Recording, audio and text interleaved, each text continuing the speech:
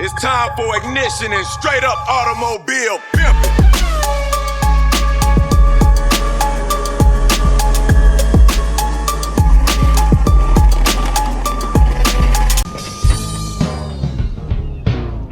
Dude, where's my car? Welcome back to Dude, Where's My Car? I'm Tom, joined by my regular co-host, Tony. And I have a gentleman next to me, often known as the head of security for Car Culture Australia. He has muscles and a disposition similar to Andrew Tate. He has a brain similar to the horsepower that he delivers inside of his ute. None other than Chris Nati. How you going, bro? Yeah, you know. Do you like that? Do you like that intro? That intro did tickle my fancy a little bit. You know what else is a good thing? What is a good thing? The sacred herbs and spices of KFC, brother. Oh, this it is finger licking good, you know. You can tell it's your first time on a potty, eh? It is. I actually don't know what the hell I'm doing. You know, 99% of the time in life, I got no clue what the fuck's going on. I'm pretty stoked to have you on the show today, bro, because you are now officially, I suppose, like inducted as the, should I call you the mechanic or the mechanic of CCA? Well, if you want to get technical, I'm actually a qualified Mopar technician. What does that mean?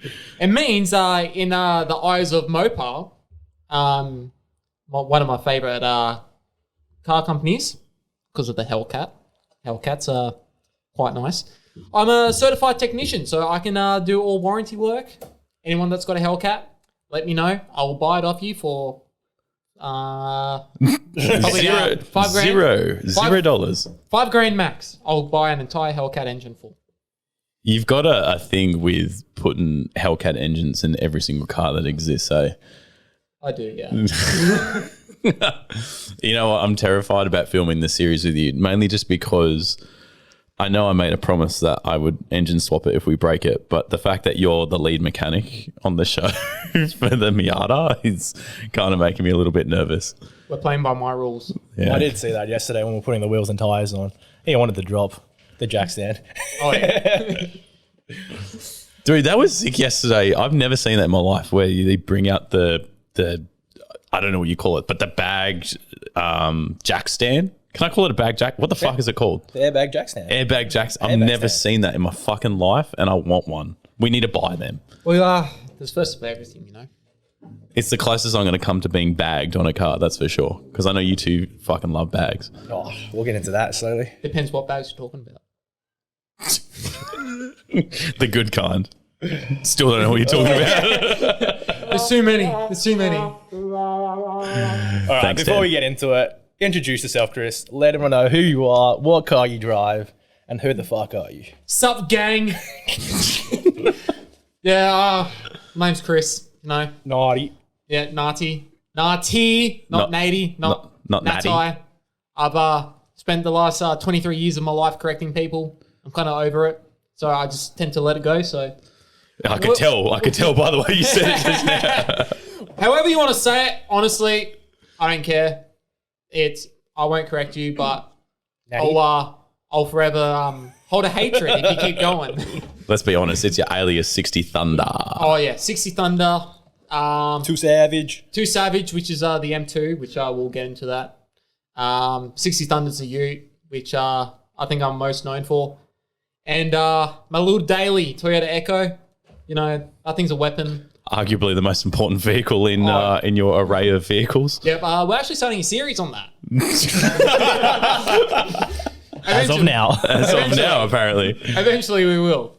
To be fair, I know you've got some big goals and aspirations. I won't leak anything. I know you want to do some stuff to it, but I'm impressed. Thank you. So, Chris, I got to ask, bro, what made you get into Holdens? I have a feeling there's a really good family heritage story coming on here. Like most classic Italians, I think yours is rugged and filled with beautiful heritage. But I want to understand, you've got a lot of passion, and I know you've worked on pretty much every component of your car, namely speaking the Holden. Holden Ute that you have, 60 Thunder. Where did that all start, bro? Like, because I remember the first time I met you and you just came out of nowhere with this car. I think it's like when you first did your green lights. That's when you came on my radar. I was like, who's this monkey? Oh, yeah. So kind of first started. This is like the whole like Holden situation started. It all started when I was like kind of 16-ish. That's when I first like really got into cars and Holdens. Mainly because of Dad. You know, typical thing for any car guy. Dad's got a 1971 HG Monaro Holden. Got a 327 small block Chev in it. That was his first car that he got. Wait, what? Like he's had it since his first car? Well, it was his first car. Not was his first car. It is his first car. That's what I mean. He's kept it the entire time. Yeah, he still has it till today. Fuck. No plan on selling it. You're ready to inherit it? Oh, you never know. Hopefully he lets me drive it, but he... Wait, you never driven it? No, I have not driven it. You heard it turn on? Does it run? Yes, I've been in it multiple times. It does run. It does run. Actually, he brought it to... hasn't he brought it to a meet before over the Cars and Coffees and Knives thing, whatever the fuck it is? No, he's brought it to the Machine and Macchiatos. That's it. In That's Terry what Hills. yeah. Yes. The orange HG. Yeah. All right. Back to the story. So I'm getting the sense so as family started, I feel like there's a Holden versus Ford story in here somewhere, but tell me a little bit more. Like, how did it come on your radar? Did you have another Commodore? Like, what happened? No, I actually didn't. So actually, surprisingly, 60 Thunder was actually my first car. Surprisingly. So Dad's Monaro, his first car was a V8. My first car was a V8. So that's how I always wanted a V8 as my first car. I've always wanted a Ute. First started as a Maloo. I started my apprenticeship, wanted a Maloo. Kept saving, saved. Got to about 8 months before I was on my fulls. Then Holden shut down. And what happened? Well, the prices skyrocketed. So a very good, when I was looking, a very clean Maloo. White Gen F. I wanted a Gen F. I didn't want the Gen F2. I didn't want the LSA in it. But that's actually changed quite a lot now since I drive a supercharged Ute. Yeah. So yeah, saving up for the Maloo. Very clean one. Was about 58 grand. Manual, wanted in white. That price range was about 40,000 Ks on it. Mm-hmm. And then, once the prices skyrocketed, kind of like all clapped out ones, like 140,000 Ks were like going for 80 grand for a Gen F one. I remember. And I'm like, yeah, nah. So I was like, what do I do with all this money that I've been saving for probably about 7+ years? I'm like, do I keep saving? And I'm like, nah, I really do want a V8 Ute. So I'm like, stuff it. I'll just get an SS Ute for a fraction of the price. And then all the money that I've been saving up for a Maloo, I can throw it into that. Instead of keep saving, get the Maloo, buy the Maloo, and then I'm broke. Yeah. And like I can't even afford to do anything. Can't even put petty in it. Yeah. So you wanted to build, not bought, not built. Pretty much. Pretty much. Yeah. But this whole ordeal with the Ute, I've always loved Utes. Like there's something about them. I don't know what it is. Like just a slammed loud Ute. It gets you a You want a sedan, not a wagon? Oh, wagons are good. I do Yeah. love the wagons. I do love the sedans. I actually was looking at a sedan first, but since driving Dad's Ute, Dad's got a VE SV6. I've always had this soft spot for the VEs ever since driving his car. So I'm like, I want a VE. Yep. Even though I wanted a VF Maloo, I'm like, I want a VE because the VEs just look so aggressive. I agree so wholeheartedly. Oh, we all have the fucking we all VE do. platform. Yeah. I reckon it just had, I still think it holds up today. the whole like shape, look, and design. Like, I don't think it died as the years went on and we transitioned into like the new decade. You know, there's always like a new look of a car every decade. I feel like it still holds up today, and it has that bulldog stance to it that I'm like, yeah, this is sick. It'll always have that aggressive look. Yeah, where the VFs are nice. I like the. You know what? It's funny. I always think Holden got super lazy because the VF Ute, all they did was just change the front. That's it. But the sedan looks fucking hectic in a VF. But it's like, oh, come on, what are you doing? Yeah, true. But so, hang on, I'm trying to understand. So, your first ever car, as in you didn't drive, you had your L's, your red P's, your green P's, nothing. You didn't drive any other car, you didn't buy any other car. No. You saved up that entire time and then bought a V8 when you're on your fulls. I actually bought a V8 probably three months before I got my fulls. Oh, how you didn't lose your license before then is fucking beyond me. I would have lost my shit. Yeah, no, I was luckily with Dad, he has a motorbike. He's got a Ducati XTR LS.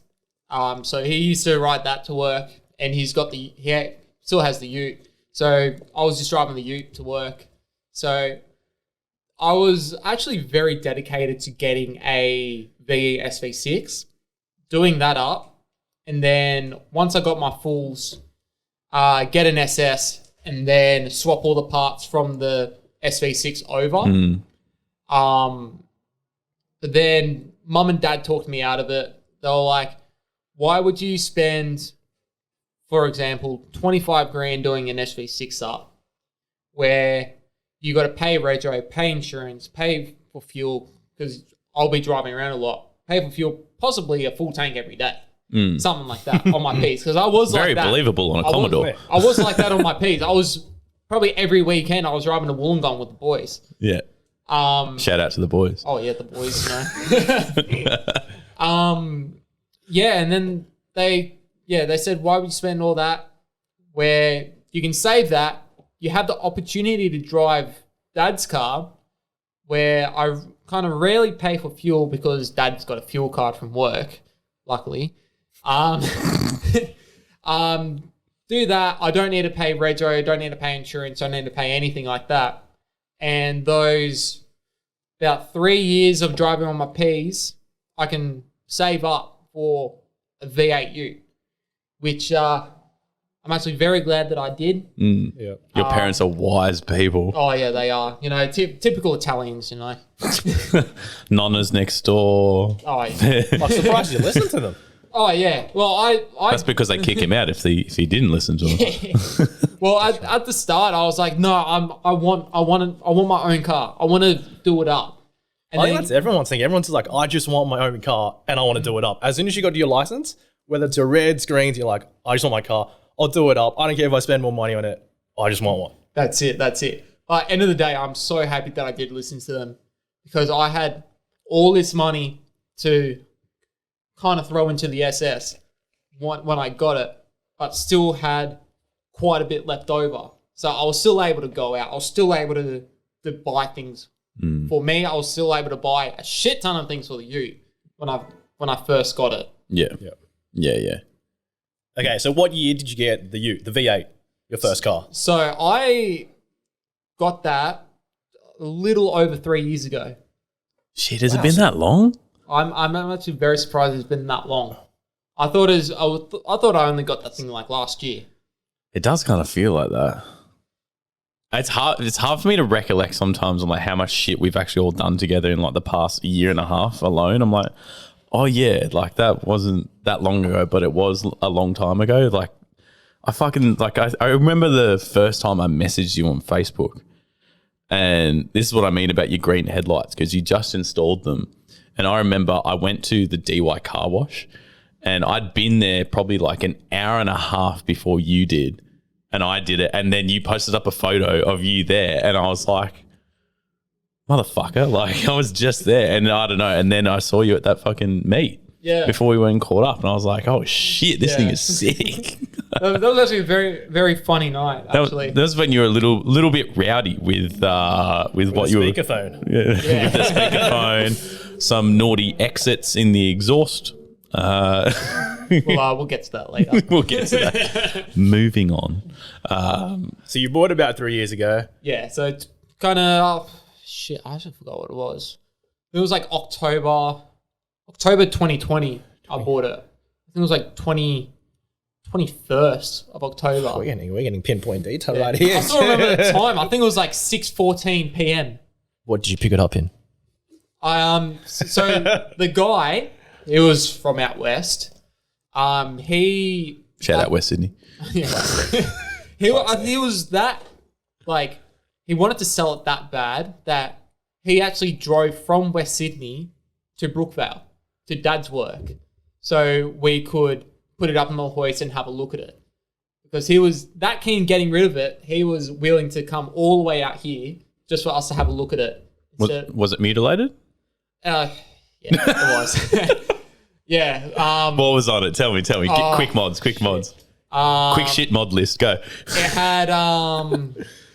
had a shit ton of rubber on the inner guards from all these burnouts. Of course. Yeah, typical. It had a diff dump exhaust on it. So the exhaust exited right in the middle of the car. Yep. And if you look at the back of the car, he had exhaust tips just welded to the tow bar. So you look behind it, and it looks like it has a full exhaust, but it doesn't. It did not. It did Welded. not. Yeah, he welded exhaust tips to the tow bar. There's no need to weld them. Fuck. Yeah. Yeah. With that, I probably did one drive in it, and then drove it to Liverpool exhaust and got a full Hurricane. exhaust done. Yeah. Good guys at Liverpool. So yeah. they did my first ute. My first ever ute was an SV6 black, like years and years and years and years ago. And I took it there, and I remember getting like, they were doing X-Force at the time before they started doing Hurricane. And I was always so jealous of and envious of other people, because I remember when they stopped doing it and they started doing Hurricane, and I was just like, motherfuckers, I wanted a Hurricane system on a fucking X-Force. But it was all right though. Good people, but good people. Yeah. Shout out to Chev. Anyway, shit mod list. Go. Is it still going, or that was it? No, that was it. So it was like a little skid pig. Yeah, it was. It had a couple dents here and there, but all that got fixed before the first drive. I tell you what, you couldn't tell it today. The amount of fucking work that's gone into the car now, you'd think the car's like been parked in it never left the Holden car lot. Like, other than the cool shit you put on the outside of it, I just mean it's fucking clean. Like, you couldn't tell. There's no fucking way. Yeah. Well, speaking of how clean it is, I actually haven't washed it in about 3 months. Oh shit! Yeah, right. It's because you haven't been driving it. Nah, I had problems recently, but it's all fixed. Because you're a German lover now. Oh, I just wanted to go on the record. By the way, it was only a few weeks ago that Chris said that German cars were shit, and now he has a German car. What? It probably was 2 nights before. Yeah, literally. It was an ownership of a Euro. Just want that on the record. yeah. Okay. Yeah. So what was the first mod? Well, let's start the mods list that happened. Shit. Because I know the list goes on There's and on so and many. on. And with the mods list, other than the tune, did you do all the work yourself? Besides the rotating assembly, yes. Okay. All right. Well, let's start from the start. Yeah. Okay. So it first had a VCM OTR on it. Then got a couple of little things, like weather shields, and when I was going for like an aggressive JDM Spec. look, like fucking time attack spec, but had all the aero kit on it. Put the hard lid on, tail lights. Couple little things like like the eyelids on the headlights, bonnet garnish.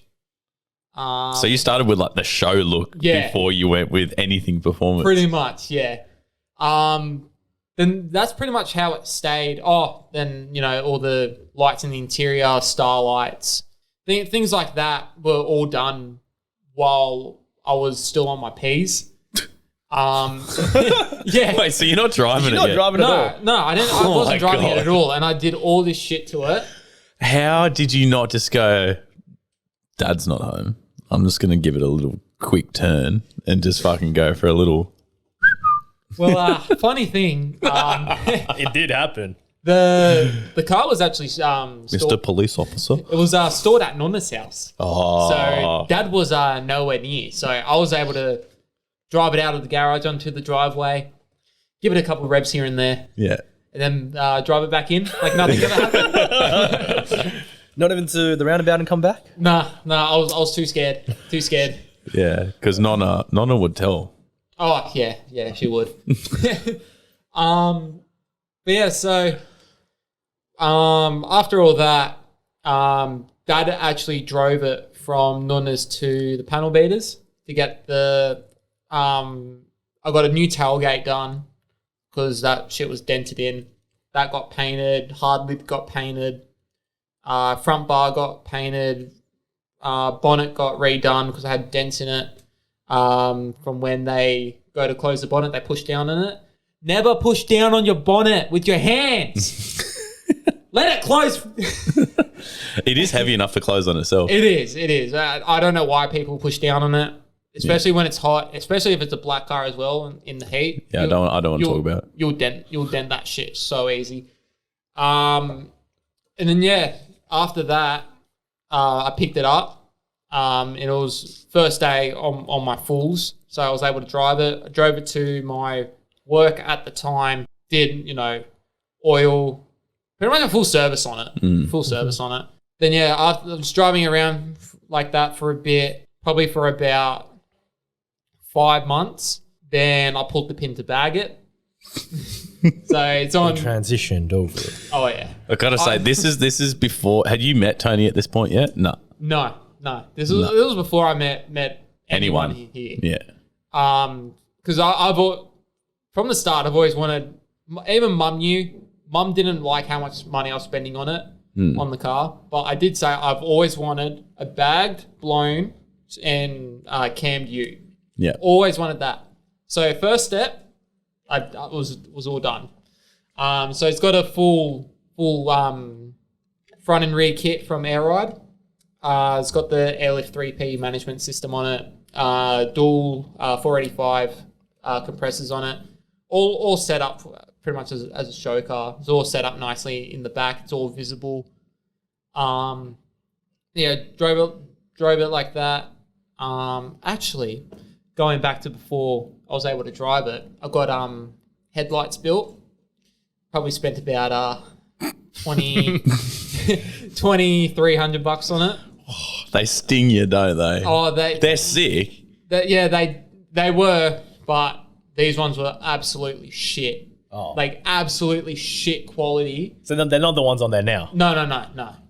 I'm not going to say the business name. That's okay. But yeah. But they will know when they listen to this. They will know. They know who they are. They know. Your work was shit. Absolutely shit. Okay. But yeah, I probably had them on the car for about 3 months. Sent them to somewhere down the country. Probably about 8 times. Wow. Getting rebuilt. Back and forth. Really? Yeah, Just back and fixed. forth. Yeah. Oh fuck! No, Isn't it a nightmare putting them in? No. It was. headlights. No. Well, at the start it was, but once you take them out that many times to send them back down, you can do that shit with your eyes closed. They're not hard to take out, but it is fucking annoying how you have to take that front bumper off, which has Yeah. you have to turn the tires that way to pull the guard out to get the screws in here and then do the hole underneath. Yeah. But you know what? Once you do it so much, you can do that shit with your eyes closed. Yeah, true. But yeah, then I eventually got rid of them. We had a gentleman's agreement where he bought me just stock headlights because I said that these are the only headlights I've got, even though I had a spare. But we won't get into that. And then got those headlights, put them in. Then about a month later, I sent them away to get built by the absolute goat of a guy who builds headlights, Dan's Custom Car Lights. Shout out to him. Absolute menace with the headlight game. You know, he's an absolute god with them. Yeah. I'll always go to him for my headlights. To be fair, it's like one of those pages on Instagrams that you can just sit there and look at it and just be like mesmerized by the lights of just doing different shit. You're like, oh yeah. Yeah. Well, I've always wanted hex halos. Yeah. Because the hex halos just look so aggressive. They do. They look like those new BMWs. Yes, they do. How weird. It's I like know. you've always loved German cars. It was like it was meant to happen. Yeah, well, we'll get into that soon. Then yeah, had them for about 2 years or so. Didn't have a single problem with them at all. That's how good this guy's work is. So I had the headlights in, and then not much change for about a year. Kind of like the end of 2022? No, 2021. Yeah, 21. That's when I started buying all the parts to cam the car. Was this the bit where you said all the parts was kept underneath the bed? Well, there were some. There were some under the bed, but most of them were at the home gym. Like they were all laid out there. Mate, these parts are at the fucking family dinner table on Tuesday They were nights. getting everywhere. Yeah, well, yeah. Nonna's cooked a fucking 5-course feed and his cam is sitting on the end of the fucking table and he's like, do you want some food? Yeah. Cam, the lifter's hiding on the side, the right side. Yeah. Cam's stuck right through the middle. The push rods are there. Yeah. Chris brings his steering wheel and just puts it on the table. He's like, the blower's actually mounted to the roof. Just look up. You see it. Well, yeah, then that home gym was, that shit was packed with parts. Like, absolutely everything. Pretty much everything that I could think of has been upgraded. So, cam's been upgraded. All the bearings have been done. Like, trunnion kit, valve springs, push rods, lifters. You have to with a Holden O. Yeah. If you open it that far, you may as well just replace everything. Yeah, and then, full VRS kit on it. And then I was like, I really want to get the cam bearings done. And then I went to a guy down the street here, who I won't say his name. I won't say his name. And yeah, he said, to do your cam bearings, you got to take the engine out and take the whole rotating assembly out to do it. I'm like, okay, well, if I go that far, I might as well send it and just do like force internals or a stroker kit. And then thinking about it, I'm like, if I go stroker kit, then I was like, I might as well just get an iron block. But it's like, that's like an extra 10 grand on top of like the 12 grand that I've already spent on parts. And I'm like, I'm not going to be pushing like 1400 horsepower. So I'm like, that's not straight drivable. Yeah, no, I'm like, stuff it. I'll just do forged internals. So it's got forged rods, forged pistons in it, stock crank, stock block. They're actually the only stock things in the car. But they're good parts. That's the best thing about Holden. They're fucking cranks and they're block. That's why they're strong. That's why the people use them. Yeah, it's like I think they can handle up to 850, 900 horsepower. Yeah. But I won't ever be pushing that. Except on a fun weekend. Maybe on like a little Sunday cruise on December 17th. Well, that's if the CB doesn't go snap for the third time. We want it to happen. We want smoke. We shall also get into that later on. Yeah. Yeah, I got the guys actually next to Tony's work at KS Racing here. Peninsula Sports Cars. They actually specialize in like the older MGs and Austin Healey's and stuff like that. They actually built the entire engine for me. Yeah. This was just the cam in it. This was way before the supercharger. They did all that. Oh shit! I probably got that done in probably about 2.5 weeks. Yeah. Like pretty much drive in, drive out, 2.5 weeks, tuned, everything like that. Which is pretty incredible, really. Oh yeah. Did you call them last minute as well? It wasn't like a booked thing? No. I called them in about December. When I started ordering parts. Yeah, right. And then it got all built in like kind of like June, July time. And then that all started. They built it all. Yeah, then I picked it up from the tuner. I think it only made I think it was only like 407, 408 horsepower to the wheels. But it was just a braking tune as well. Yeah. Because with all the new bearings, you got to wear them in. Yeah. Plus, since it's been decomped as well, because I knew I was going to put a supercharger or maybe a turbo on it. It was definitely going down the forced induction route. Yeah. That's also another reason why I did forged internals, just to beef it up and to drop compression as well. It's like you're a man after my own heart. Oh yeah. So the car was pretty much set for the forced induction part. Yeah, it was. Because my tuner said I can make more power when I supercharge it, more power with less boost if I drop compression. So that's what I did. I think compression is, it's like 11.8 to 1 or something like that. Or I actually don't know. I think it's around there. Yeah. Maybe 12.8 or something like that. But it is definitely lower than standard. Then drove that for about 1,000 Ks, just to run it in, and then took it back there. They did the power tune. I think I only got about 417 or something like that. It got a little bit more, but it ran a lot nicer as well. Since also being decomped as well, they couldn't make that much power. And plus, since the cam that was in it's a VCM 825 cam, I don't know the specs. See, I'm the other way around. I know the specs of my cam, not the fucking cam number. Yeah, well, I called VCM and I was like, this is the route I'm going. What's the best cam? I think I remember yours. It was 228 because Crow cams do it by odd numbers. VCM do even numbers because mine was 227 and that's why I remember yours is 228. So yours is 228 over 246 or whatever it was. I can't remember what you're sitting at in terms of a ratio, but that's what it was. Yeah. I always remember that because I was like, oh yeah. I think mine has like a 116 LSA. Yeah. Something. But yeah, then drove that for quite a while. And then end of last year, I was like, fuck it, I'll just call Harrop, see how much. Just see how much. Just fuck it, just call Mr. Harrop. I'll just call him. I was like, see how much a supercharger is, 2,300.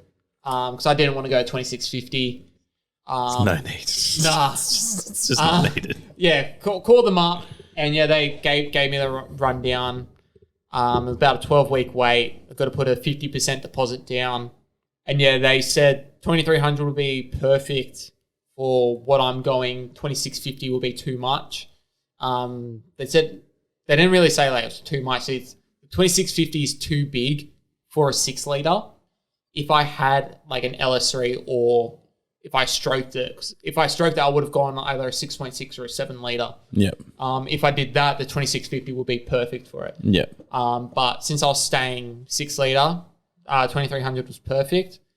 I was on the phone with them for about half an hour doing the full rundown and everything. And I was like, fuck it. Send me a quote and I'll put the deposit down. Fuck it. I remember because he was talking to me about it before, and it was just one day, was it on Snap or he was on Instagram? Yeah. He sent me like a little corner of the invoice, and I was like, he's made the jump. Yeah. He's done it. Yeah. So a day at work, it was during work time, I was like, I'll just call him up. And I'm like, I didn't know that I was going to fall asleep that night thinking I just put a deposit down on a fucking supercharger. So, yeah, I did that. Yeah, kept driving it like that. And then that's when I was like, I want to do something to the Ute, but I don't know what. So all this aero kit and I Thunder tire lettering stickers on there. Took all that off. Pretty much put it back to stock, which is what it is now. You mean in terms of the style, by the way? Yeah, just for context. Oh, yeah, the style. The performance the is exterior. 100% there. Oh, yeah, no, exterior-wise, it's pretty much So he was stock. going for that sleeper look. Yeah. Yeah. So, got rid of all the aero kit, pretty much all the stickers on it. Then, got Maloo side skirts. Then got a ZL1 Camaro bonnet. From shit, what's his business? Savage Bonnets. Savage Bonnets. Because I called him up about the same time I bought the supercharger. Because I've always wanted a ZL1 bonnet. They look mean. Oh yeah, It's so aggressive. It just beefing up the front end even more. yeah. It was like, do I go a Blitz bonnet, which is full fiberglass, for I think it was about 1,800 delivered to me, in about a month, and I don't know if like what the quality of it would be, if fitment will be good or anything like that, or do I call up Savage? I think my bonnet was about 2,200. So I was like, do I do that, spend an extra couple $100, get it sent to me, wait about 12, 13 weeks for it. So it will come when the supercharger does. But it's a brand new aftermarket steel bonnet. It's legit strong. With the like all reinforced, all cut out, all functional and everything, with the ZL1 scoop molded to it. Yeah, it's not stuck on. Yeah, it's a 2-inch bonnet, whereas the Blitz one I think was only 1 inch. Is it? Yeah, the Blitz is only 1. The Savage is like 2. Yeah, but the Savage, because it's the 2, they just stick up. yeah. It's amazing. It's aggressive. It's amazing, don't you think? Like the difference. Like I don't know about all hoods, but in this case, the Holden Commodore, you can tell the difference, like how big it is between like a fiberglass one that's stuck on, like my old one. You remember how on the thing, you like, other than the fact that it was sort of fading, but it had that real stuck on look. Yeah. But then you look at ones that are actually molded, like it's an actual piece. It's all the same piece, and you can just tell the smoothness of the lines. factory. Yeah, it looks like it's clean. meant to be there. You go, oh yeah, like this is fucking mint. Yeah. So did that. And then kind of before that, I actually got fog lights from the goat Dan as well. Just a fact. Dan's not sponsoring this podcast yet. Dan's calling you up. He's just like, hey bro, I need some money. You go, do you do fog lights? Yeah. No, I'll always praise Dan. You know, he's such a good guy. He's so good at what he does. When the Ute actually had underglow on it, I actually bought it through him. Did you take it off? Yeah, I took it off because I think I scraped it and then it stopped working. I'm like, I rarely use it anymore, so I took it off. I had door shadow lights custom made, so when you open the door, it projects the Thunder logo onto the floor. That's pretty sexy. Yeah, it is. And then since I was going the Harriet, again, called Dan. I'm like, can you do Harriet ones for me? He did Harriet ones for me. Now I've got the Harriet ones on now. Then after that, the supercharger came and the bonnet came. I actually personally installed the supercharger myself. It was actually surprisingly very, very easy to do. This is a couple of bolts washers and it just sticks on the top, right? Like in a way, yeah. It's pretty much unbolt the manifold. Yeah. Bolt the supercharger on. Add a couple pulleys. Longer belt. Seal. Little bit of wiring. Yeah. For the electric water pump because it's a water to air intercooler. Mount the intercooler, a couple hoses, done. Yeah. So I did that. Then I got my mate Jay, who actually owns Bankrupt, the senator. Bankrupt. Yeah. He's a towie. He is towie or is a towie? No, he is a towie. Yeah. He's a towie. He's just towie all the time. Yeah. He turns his car on, he's towie. His business is actually Challo Towing. So if you need someone, Chris is just shouting if you need Plugging everyone today. if you need someone to tow their car, hit him up. He towed it up all the way to East Coast Performance Tuning, because they're actually the ones who tuned it the previous 2 times for the break-in and the power tune. They tuned it again. Man, this Ute makes 600 wheel horsepower. Yeah. And 1,000 Newton meters of torque. This thing's an absolute fucking monster on the street now. Yeah. It sounds mean. It's fucking scary to drive once you put your foot down. First and second are absolutely non-existent. Yeah. Non-existent. That's why you were saying the CVs always go. Snap 2, trying to do burnouts. I love it. I love it how like roughly around this time he starts seeing us at the track and he's like, I think it's time to come to the racetrack. Yeah. And now he's like, I'm just gonna fucking send it. Yeah. Not much on the Utes change now. It's pretty much all done, isn't it? Basically, yeah.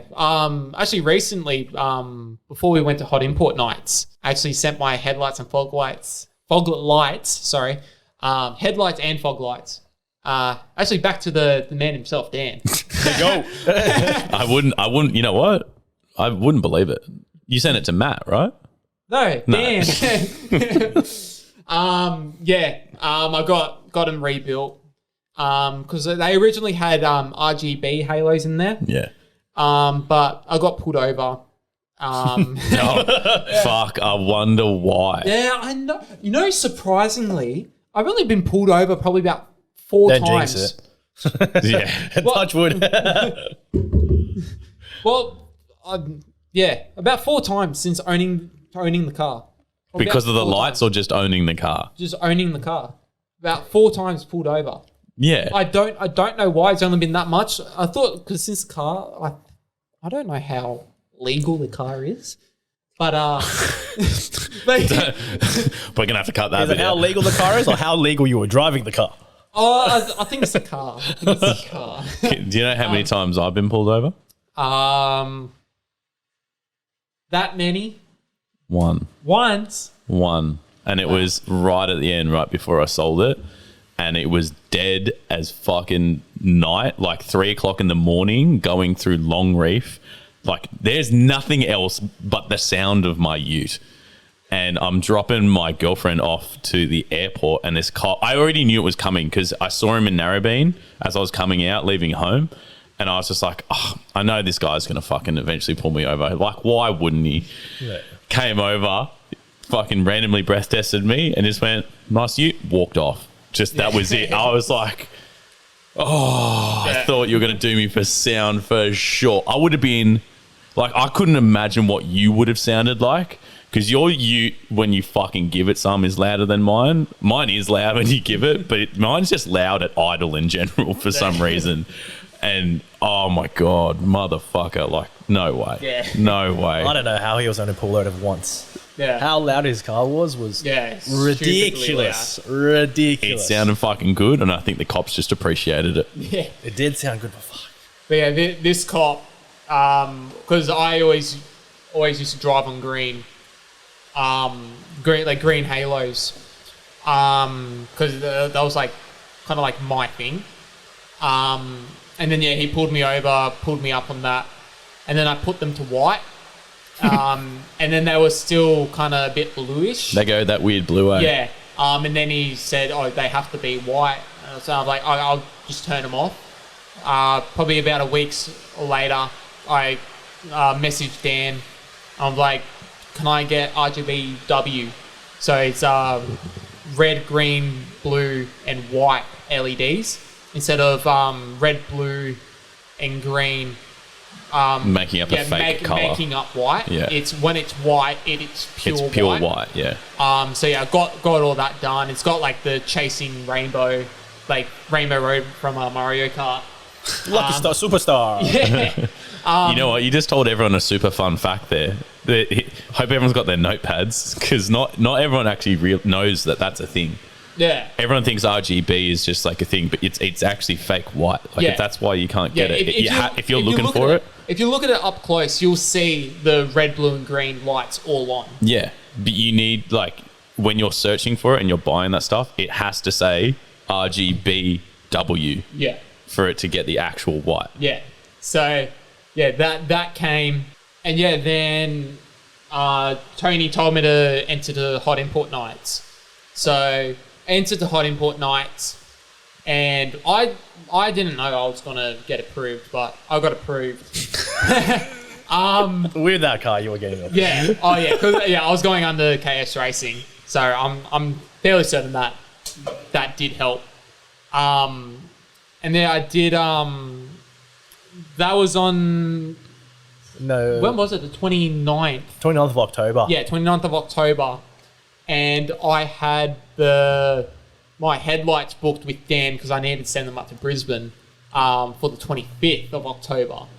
Yeah. So I called him a couple of weeks before they were now meant to be booked in, saying, I've got a very, very selective car meet. I got a show coming up. I need it done. Yeah. Overnight. Yeah. That's pretty much what I did. And yeah, he made up time for it.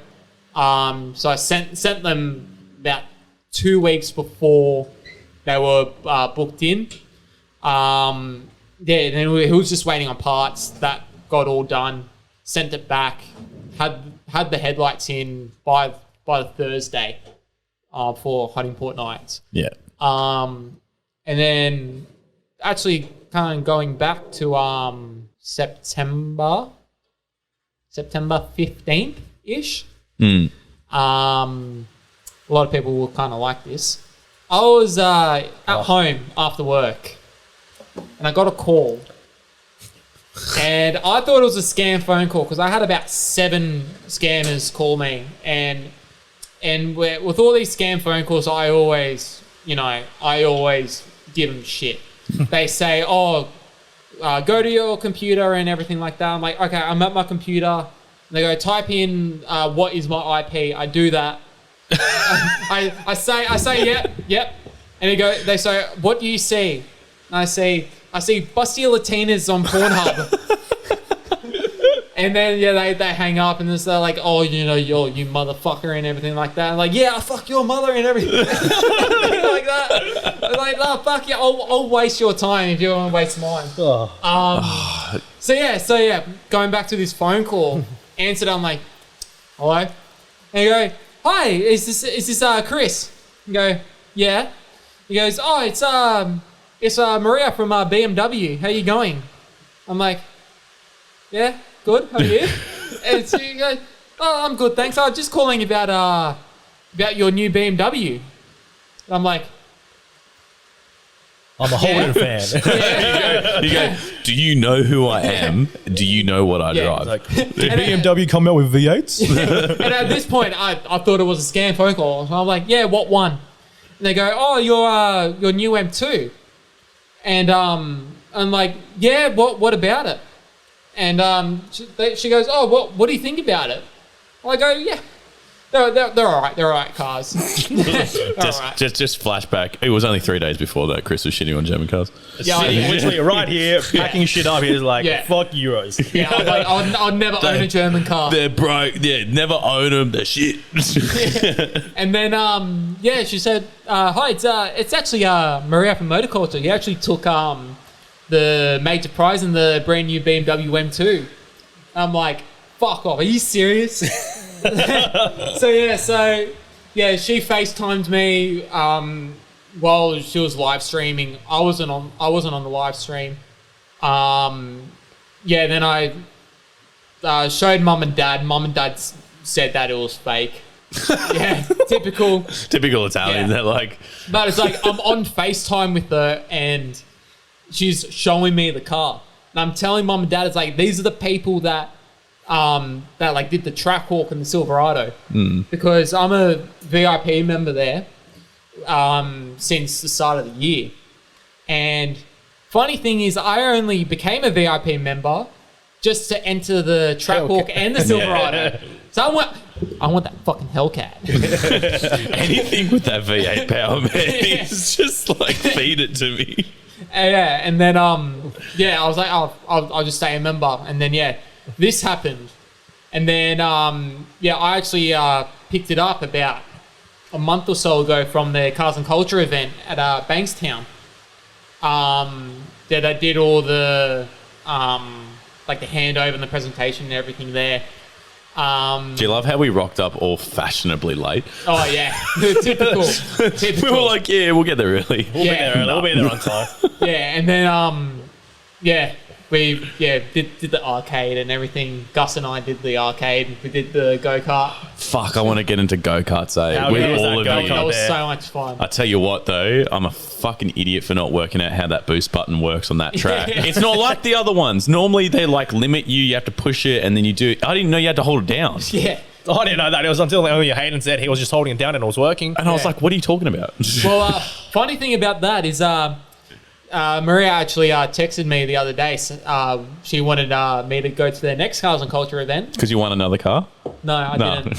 Oh. So What are the chances? we can do the go-karting again then. Yeah, we can. Yeah. We can set some real times now that we know how it works. Yeah, 3rd of December at I think it's 8 o'clock at the entertainment park in Bankstown. Okay. So yeah, I will be there with the M2. The number plate is Too Savage. Yes. Because the car is Too Savage. I see Gussie shaking his head. So got the call about the M2. So yeah, now I have 3 cars now. But arguably the Echo is the most impressive. The Echo. I got so many plans for the Echo. so many plans. I will actually leak a couple of things. I do want to do a 2-tone paint job on it. Oh, So- that's so Left 90s and right of or up you. and down? Up. So Up the and top half will be black. Bottom half will probably be the same color as the Ute. Can we make it full sex spec, please? We can if you want. And this is another series that we're gonna do. Can we do the airbrush flames? We might do that. Full Ali G, like booyaka shot. Oh yeah. Like, And Full sound system in the back. yeah. Yeah. And the biggest thing that I'm going to be doing is I'm actually going to bag the car. I'm actually bagging a fucking Echo. Are you the only? Would you be the only Toyota Echo bagged I think so. in Australia? Anyway, Because I've never seen a Toyota Echo as a show car. well, you know what we're going to find out. Either someone listening to this is going to get angry and reach out to us and show us a photo of his bagged Echo, or that's not going to happen, which means there's no such thing, which means you have to do it. I am lying. There is. I did see a sex spec Echo. But is it bagged? I don't know if it's bagged. It was actually a pink one, Miss Echo. That I did see that one. So I think that is the only modified Echo that I've ever seen. I have here in full trust. Australia. I have full trust and faith of you in this series. I know we've got a lot of stuff to do in the Miata series together, but let's be honest, you have a weird fucking fetish for auto electric. Like, it's really weird. Yeah, I love my wiring. Like, your Pornhub search is auto elec wiring. Oh yeah. Toyota Echo. Yeah. Oh yeah, it is. Yeah. If you look at the wiring on the Ute, if you see the extent I've gone to hide absolutely every single wire, it's absolutely insane. I remember having wires coming out from my firewall, going along the brake lines through the ABS, and then going to like my PA system that I've got in it, which is my wee-woos. The switch for the headlights, and tapped into my fuse box for my backlighting on my gauges. That kind of pissed me off because I could see the wires there, even though it was all like kind of done up nicely. So I'm like, nah, this is absolutely pissing me off. So the entire front end of the car came off. Bumper, headlights, front guards came off. Hid all the wiring in the guards.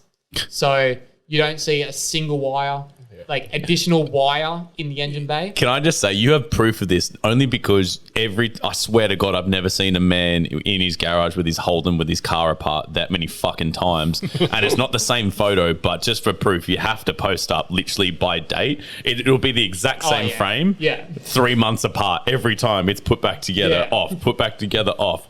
Oh, sorry, I could see a wire coming out. And I was like, I had to fix it. Yeah, it was like I went through this massive stage of each weekend was hiding wiring. So it's like one weekend would be hiding all the wiring for the sub and amp that was in there, because the previous owner put that in, had all the wiring in the amp and everything under the seat. could see all the wiring. That really pissed me off. And yeah, so I hid all that. That's in the kind of like the parcel shelf behind. That's all tucked away. And then the next week was the battery. So all the wiring that was in the battery has been shortened. All massive excessive wiring has been cut off, shortened. Everything's kind of like all on like one loom. So everything's all clean. Fuck. Fuck, I'm pretty confident about this Miata series. Oh yeah, now. man, you won't see a single fucking wire when I'm done with that. Even if I do, I'm just happy. Like, it sounds like it's going to be done right. Yeah. Everything is like, I don't like half-ass on the wiring. Like I make sure everything's safe. So everything's fused. Everything's like not touching. Yeah. Anything not like all the wiring that I've got out. Going to like an oil temp gauge, which is on my sump. It's nowhere near the exhaust. Yeah. So like everything's all safe. We've got to do shit like that. Like we've got to clean it and service it next. That's our next episode together is doing that. And then like actually assessing, because I'm pretty sure we got to put, you're probably going to hate me for saying this, but like we do need to cover the wires like with conduit or something. Oh, yeah. It all needs to be not redone. It just needs to be clean and covered. Yeah. Well, actually with that, going back to when I was hiding all the wiring in the guards, I actually took half the engine loom out and wrapped the entire loom in fleece tape. Fleece tape? Fleece tape, yeah. Why? Makes it look so much nicer. Because there was one hole in the convoluted tubing, which was pissing me off. So I redid the entire wiring loom. Fuck it. I mean, you're there. You may as well do the whole thing. I had it all apart anyway, so yeah. it didn't bother. It didn't bother me at all. Fuck. Well, people don't understand how much it would go to build a show car. It's like they see the big stuff done, but it's all the little stuff that makes a top-end show car. Yeah. That top-end show car. It's clean. You don't see anything in the engine bay. Yeah. Yeah, it's even the wiring in the tray for the air suspension, and I've got twin 12-inch subs in the back as well, which they do work. They're all wired up. I do have a switch inside the car that I can turn them on and off. All the wiring there is all tucked away. Yeah. Like I've got like little covers that you open it and there's the amp and the wiring. Yeah. And like that sub box, me and my partner actually built that from MDF and Bunnings. Oh. And I think all up it only costs about $50 to build it. Isn't it amazing that you can find true love in Holdens as well together? Oh, maybe. She doesn't have to. She's not sitting in the room. No, she's not. She's not. She's not the one that drove you down in a Holden as well. Oh, no, she's not. Nah, that's awesome though, because I feel like you two together, like obviously you do stuff together, but like going to events and sharing the same passion, I think is fucking awesome. It's pretty rare to have something like that. Oh so. yeah, it is. So I'm looking forward to you guys getting married, to be honest. So. We'll see what happens. I'm fully expecting like a full both doing a huge fuck off burnout. Yeah, but like a convoy of Holdens, right? Just that's how everyone's getting to the wedding. Holden invite only. I'll bring a couple spare CVs just in case one of mine goes boom. Sponsored by SS Owners Club, Car Culture Australia. Like it's sponsored by Car Culture Australia. It's a big deal. Are you gonna do the classic Italian thing where you get married at what's the thing at Terry Hills? Oh, Miramar Gardens. That's it, man. I swear to God, I've been to that many weddings. Funny thing is, my parents actually know the owners. There you go. So you are getting married halfway there. Yeah. That's a discount right there. And I actually went to school with the grandson. It was actually planned that. Was that your cousin? Yeah, mate, that was my cousin. You know, that was my cousin. Too good. All right, Chris, man. Well, I want to have you back on. We're running out of time. Yeah. But I want to have you back on because there's still shitloads more that we want to talk about. But thank you so much for sharing your story about the car, because the reason why we do these potties with I suppose the street scene and people of the street scene is like fully understanding the journey and the build. And what we love is people who literally throw passion, like everything they've got into their cars, and the fact that you build it yourself as well at the same time. You don't have to build everything, but the fact you did it yourself is fucking mad. Like that's everything, and people aspire to do that, man. Like I love that shit. We're gonna do it a million times over together now. But like that's what it's all about, man. So thank you. No worries. Thank you for having me. Do you want to call us out, Tony? Make sure you like, comment, and subscribe. That's it. Go to carcultureaustralia.com for your shirts, lanyards, stickers, anything you want. We got it. Oh, I love that. That's beautiful. More stuff coming soon. Love that. And if you want to follow, Chris, you can follow him at 60 Thunder. If you don't already, he's that famous. And if you want to follow us on all our socials and any platform that you're listening to this, please follow, like, and subscribe. It's the only way that we can sort of keep this going, keep it up and alive. We want to take this thing across Australia, guys. So it'll be awesome. If you want to follow Car Culture Australia, as I said, follow it. Every platform you can think of. Dude, where's my car? Is all part of car culture. Tony. That's it. Well, until the next episode, see ya. Ciao. See you on the Armada series.